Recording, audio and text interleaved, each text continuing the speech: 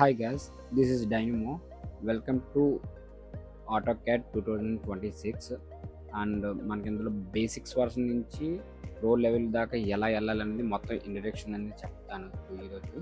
మనకు first thing AutoCAD అనేది మనకి 2024 నేనైతే యూజ్ చేస్తానండి.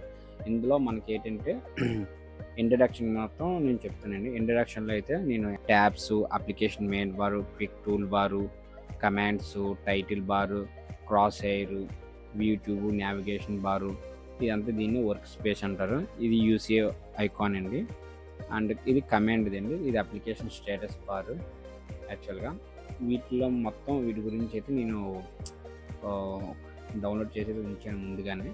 ఇందులో మీకు ఇంట్రడక్షన్ అంటే మన AutoCADలో ఏ కమాండ్ ఎక్కడ ఏది యూజ్ చేస్తాం అనేది ప్రతిదీ చెప్తానండి. యాక్చువల్గా మనకి ఫస్ట్ ఆఫ్ ఆల్ ఏంటంటే ఇందులో మనకి కమాండ్స్ ఉంటాయండి. నేను స్టార్టింగ్ నుంచి మొత్తాన్ని ఓపెన్గా చెప్పేస్తాను. ఇంకా ఇందులో మనకి draw commands, modification commands, dimension commands, text commands, lever commands, మొత్తం ఆల్ కమాండ్స్ అన్నీ ఉంటాయండి.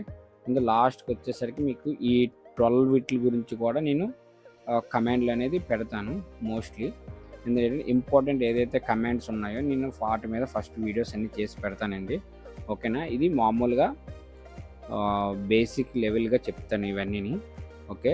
ఈ బేసిక్ లెవెల్ నుంచి ప్రో లెవెల్కి ఎలా మారాలనేది కూడా నేను అన్ని ఇన్ఫర్మేషన్ స్టెప్ బై స్టెప్ చెప్తానండి.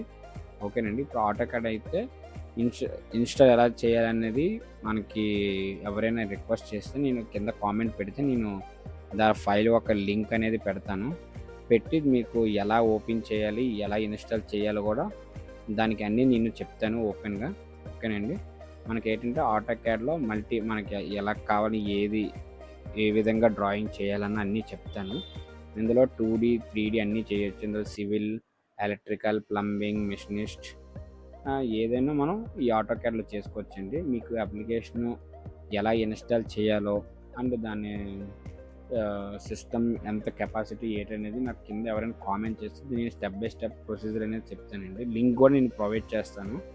ఓకేనా. నేను AutoCAD 2024 నేను అనేది కిందన బయోలో లింక్ చేస్తాను. ఓకేనండి. ఓకే. నేను నెక్స్ట్ వీడియోలో ఇంకా కమెంట్స్ గురించి అయితే నేను చెప్తానండి. ఓకేనా. Thank you.